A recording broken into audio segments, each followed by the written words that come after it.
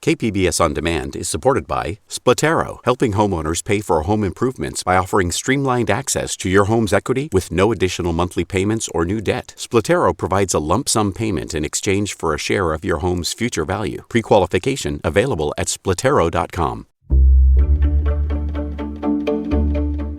Good morning, I'm Annika Colbert. It's Friday, April 23rd. Solar-powered electric vehicle infrastructure for San Diego. More on that next, but first, let's do the headlines.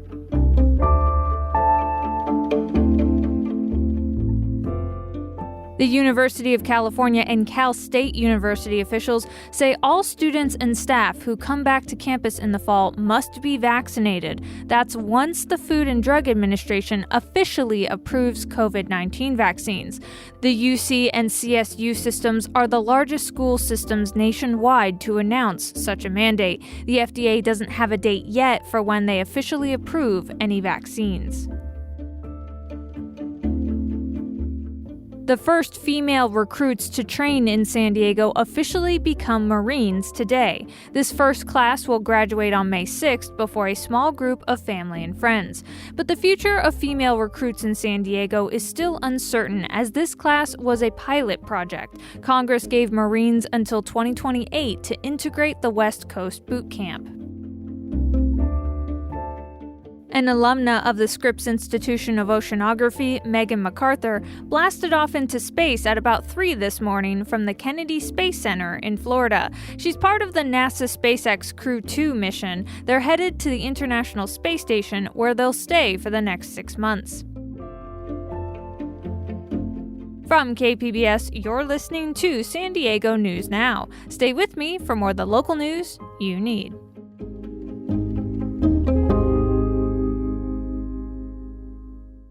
KPBS On Demand is supported by UC San Diego's Art Power, presenting cellist Joshua Roman, performing from his album Immunity, alongside music by J.S. Bach and more. Sunday, June 22nd at UC San Diego's Epstein Family Amphitheater. Reserve your tickets at artpower.ucsd.edu.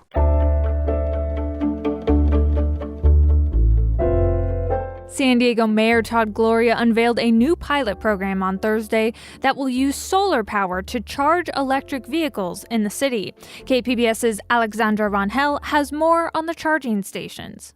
We have police vehicles, fire engines, trash trucks, parking enforcement. 4,000 city vehicles and counting. Only 20 in the city's fleet are electrical vehicles, and they will be the driving force for San Diego's latest pilot program that aims to improve air quality, all while saving taxpayer money. Transportation is a major contributor to greenhouse gas emissions, and so to really map how the city moves and to find the ways that we can drive down emissions, this is also a part of this budget. Mayor Todd Gloria says he's committed to transitioning the city's gas-powered vehicles to electric vehicles. I'm extremely optimistic that this pilot is going to prove not just a savings for taxpayers, but really help our city meet our ambitious climate action plan goals. According to city officials, San Diego spends $6 million on fuel every year. They're hoping to cut that cost as the city transitions to solar-powered vehicles. The city has partnered up with the San Diego-based company Beam Global for this project. The company's CEO, Desmond Wheatley, is confident the city will meet its goal towards a cleaner San Diego. The one thing they'll never generate is a utility bill. So these vehicles will drive on sunshine for free for their entire lives, which is obviously a very important aspect of it. So far, the city has purchased 2 of the company's electric vehicle autonomous chargers for $155,000, which includes the first year of operation and maintenance. Wheatley hopes to eventually deploy more EV charging stations across San Diego, making it possible for San Diegans to charge their electrical vehicles for free. And that was KPBS's Alexandra Rangel. Mayor Gloria also released his new budget this week. Following the murder of George Floyd, there's been a lot of calls to cut the San Diego Police Department's budget. But KPBS Metro reporter Andrew Bowen says this budget shows that the mayor is proposing the opposite. It continues to disappoint those of us who want real reform. Kira Green leads the progressive think tank Center on Policy Initiatives, which for years has been advocating for money in the police budget to be shifted to libraries, parks, affordable housing, and social services. She says the $19 million increase for SDPD included in Mayor Gloria's proposed budget is a step in the wrong direction. There's been a study of what's happening in the police budget, and there are clearly places where we can make reductions and be able to redirect those funds to things that are really going to deliver safety for San Diegans. The mayor's office says the increased police budget is mostly due to higher pension obligations, another cost the city is legally required to pay. Cutting the number of officers the city employs is something Gloria says he just won't do, at least for now. That would have been significant service level reductions at a time when people are counting on the city to support their needs right now. I don't think that's appropriate. The mayor is proposing a $4 million cut to police overtime. That funding would go to youth programs and the city's new Police Oversight Commission. Some city council members are skeptical of the need for more police funding. And that was KPBS Metro reporter Andrew Bowen.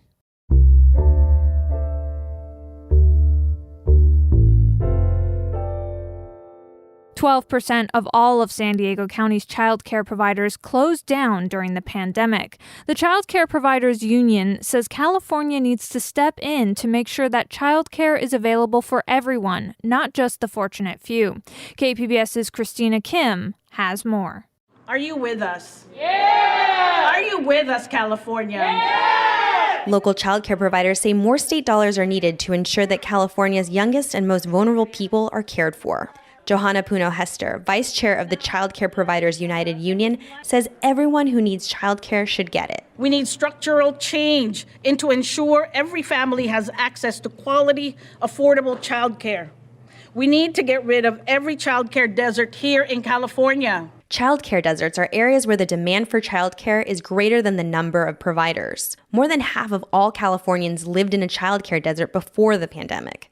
That number has only grown during the past year. In San Diego County, 535 child care providers have closed their doors. I have parents that don't even make it through my interview process.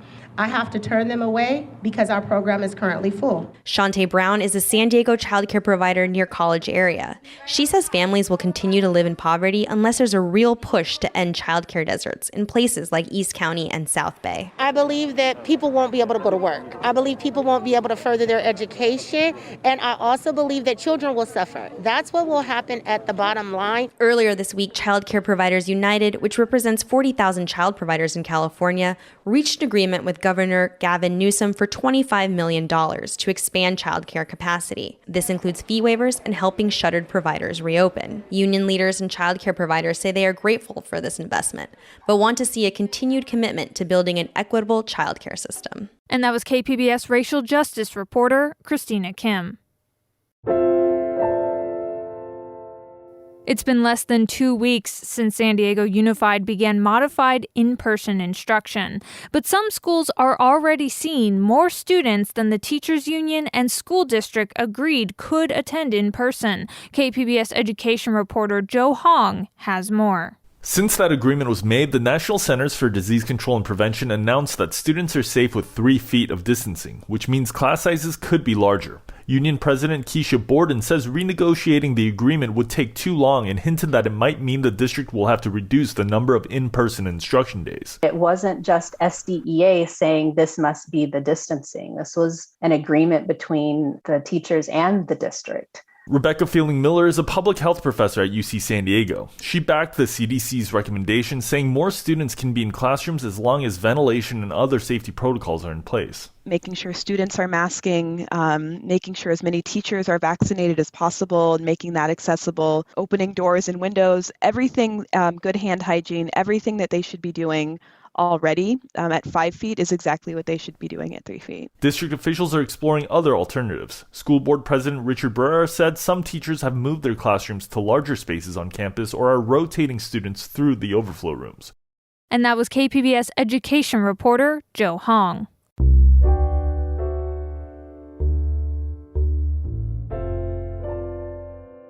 The investigation continues into the officer-involved shooting in Escondido that left a man dead on Wednesday morning. KPBS North County reporter Tanya Thorne has more. We still don't know the name of the man shot by Escondido police officers on Wednesday morning. But Greg Angel, the CEO of Interfaith Services, said based off the description from police, he believes the man was someone receiving basic needs services from his organization. He said breakfast at the Interfaith Escondido cafeteria Thursday morning was somber. People who are living on the streets right now, who were here this morning receiving basic needs services, understood that they lost a member of their community, and they're scared. Escondido police responded to a call of a man hitting cars with a metal object. Police said the man was holding the tool in a threatening manner, causing the officer to shoot at him. The suspect later died at a local hospital. Police said they believe he was homeless and someone they encountered many times before. And that was KPBS North County reporter Tanya Thorne. And coming up on the podcast, scientists say the climate crisis is advancing so quickly that carbon capture technology is needed to remove CO2 emissions from the air. We'll have more on that next, just after this break.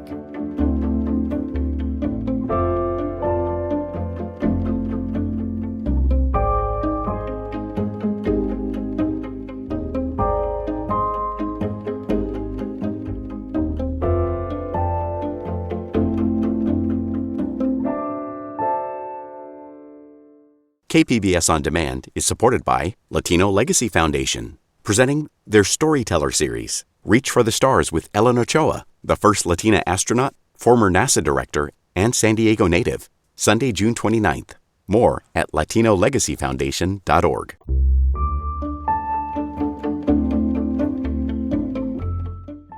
Global leaders at President Biden's Earth Day Climate Summit discussed ways to slash CO2 emissions as quickly as possible to avoid a disastrous increase in global warming. But some scientists are now saying that the only way to limit global temperature rise is to pair emission reduction efforts with a massive investment in carbon capture technology, basically removing some of the existing CO2 from the atmosphere. Ryan Hanna is an assistant research scientist at UC San Diego. He's the lead author of a paper on the emergency deployment of direct air capture as a response to the climate crisis. He spoke with KPBS Midday Edition host Maureen Cavanaugh. Here's that interview. Now, I remember speaking to a climate scientist several years ago about the idea of using technology to remove carbon from the atmosphere. And at the time, it was treated a little bit like science fiction. Do we have the technology now to remove CO2 from the atmosphere? We do. It sounds like science fiction, but it's actually based in a process that is mature, well-known, and has been used in the oil and gas industry for decades. It's the process of capturing CO2 either from natural geologic sources or from industrial sources. From a high level, it's quite simple. It just involves using organic compounds that selectively absorb CO2 from gas streams. And so what you get out the back end is, on the one hand, a pure CO2 stream that you can use, whether it goes to underground storage to address climate change concerns. In the past, it's gone to agriculture, food and beverage industries. So you get pure CO2 on the one hand, and then a relatively depleted stream of atmospheric gases that are mostly free of CO2 that goes back to the atmosphere. So the technology is absolutely there. The concerns now, I think, have shifted to the costs. So you said one of the big issues right now is the money it would take. And what kind of money would it take to deploy direct air capture technology to make a significant difference in climate change? Yeah, the short answer is we don't quite know yet, because no major commercial plant has been built. We have a few pilot plants, and those give us some initial numbers that could be indicative of what larger, in fact, much larger plants might do. But the reality is we simply don't know. Even at very high costs of storing CO2 through carbon capture and direct air capture, what we do know is that the climate modeling and the energy systems modeling that the IPCC carries out shows us that having these options, even at very high costs, reduces the overall cost of the decarbonization challenge in the long run. So if I understand you correctly, what you're saying is that the cost of direct air capture, of taking CO2 out of the air, would be cost effective because the cost of reducing emissions alone to try to achieve the same level of carbon reduction would be more expensive. Is that right? That's absolutely right. One way to think about direct air capture and other technologies, what we call negative emissions technologies that actually reduce CO2 out of the atmosphere, is that they act as a backstop against all of the conventional mitigation that needs to happen in all of the economic sectors. So for any economic sector, one can look at the cost of decarbonizing that sector. So for example, cement production or steel production, which are very hard to decarbonize, or aviation, for example, for which we don't really know what the solutions are going to be and what their costs are going to be. We can, on the other hand, look to these negative emissions technologies as a backstop and say, well, if the negative emissions technologies are cheaper or appear to be less costly than going into the sector and decarbonizing it, then it would make sense to preferentially go with the negative emissions options instead, simply from a cost perspective. How much carbon could these negative emissions options take out of the atmosphere? In theory, it could do quite a lot. The Intergovernmental Panel on Climate Change, which is the main international body that does all of the modeling and scenario work that kind of tells us how quickly we need to reduce emissions overall, tells us that we will need something on the order of 200 to 1,000 gigatons of CO2 removed from the atmosphere. That's on the order of, at the low end, 5 to 6 years of global emissions, on the high end, 20 to 25 years of global emissions over the century. And so we know there's absolutely a need for these different means of negative emissions, and really the sky is the limit for them. But this is not the whole solution, right? We still need to decrease our emissions. 100%. There's no way around that. Conventional mitigation, actually getting the emissions out of the economic sectors, in addition to negative emissions, those need to be seen as complements. Do you have hope that this week's climate summit will address the subject of direct air capture and maybe move that idea forward? I think the idea has come into the mainstream scientifically. It's hard for me to say whether it's in the mainstream publicly, but I think the idea that negative emissions are critical to the solution is now, I think, well accepted. And various groups, whether they're scientists in labs or whether they're NGOs or think tanks, are calling for massive government investment in these technologies. And so I do have hope that these efforts into improving out the potential for these negative emissions technologies will emerge over the next decade. That was Ryan Hanna, an assistant research scientist at UC San Diego. You heard him speaking with KPBS Midday Edition host Maureen Cavanaugh.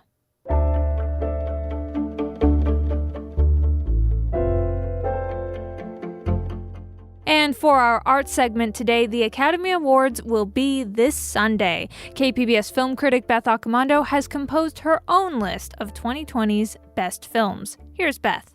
2020 was a crazy year. The pandemic impacted everyone, and it also changed the way we watched films. With cinemas closed, people streamed more movies than ever at home, including first-run Hollywood blockbusters. Drive-ins even saw a resurgence as a safe place to watch movies. For me, the caution I exercised to avoid getting COVID-19 made me hungry for films that were anything but cautious. So my 10 best list mostly highlights smaller films that pushed the envelope and displayed something unexpected. I'm always excited by new voices, and at the number 10 slot is His House, the debut feature of Remy Weeks. He brilliantly uses African culture and folklore to give fresh flavor to a familiar haunted house formula. I saw something in the dark. You have felt it too. At number 9 is the first of a quartet of documentaries that just exploded expectations with creativity and energy. Dick Johnson Is Dead is a daughter's film about her father. I suggested we make a movie about him dying. He said yes. Filmmaker Kirsten Johnson stages her father's funeral before he dies and before he succumbs to dementia. The film is unexpectedly hilarious as well as poignant, always gracefully navigating between the two, so tears of laughter blur into tears of sadness. A radically different documentary comes in at number 8, Collective. Starting with a fire in a Bucharest club, this searing investigative documentary plays out like a Romanian All the President's Men. While Collective serves up riveting cinematic journalism, Time, coming in at number 7, is all about an expressionistic sense of artistry. Yeah, tell me the story.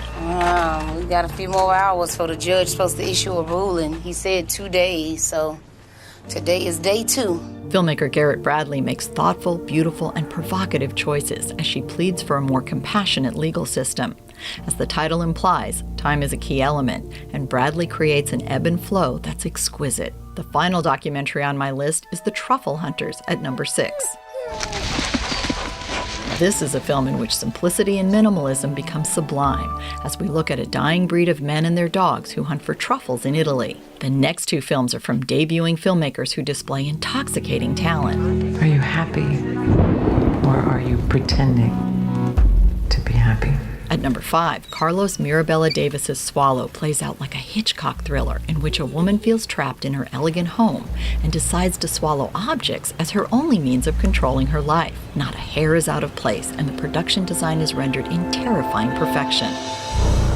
At number 4 is the ferociously bold and original Saint Maud.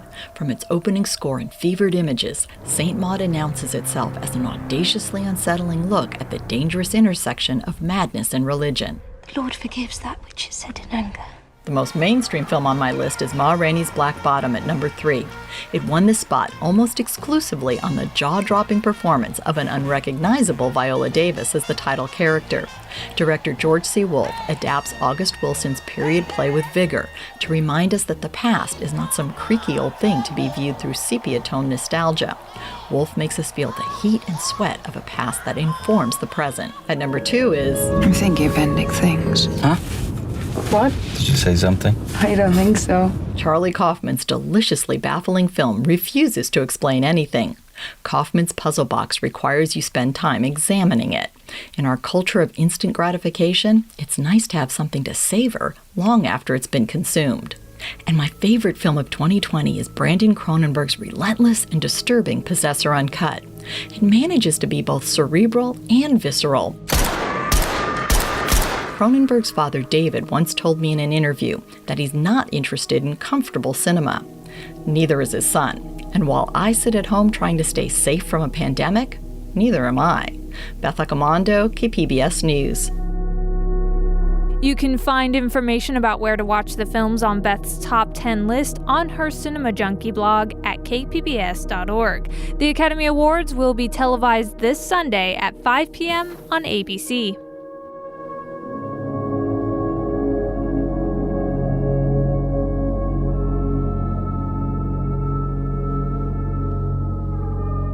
That's it for the podcast today. Be sure to catch KPBS Midday Edition at noon on KPBS Radio, or check out the Midday Edition podcast. You can also watch KPBS Evening Edition at 5 o'clock on KPBS Television. And as always, you can find more San Diego news online at kpbs.org. I'm Annika Colbert. Thanks for listening, and have a great weekend.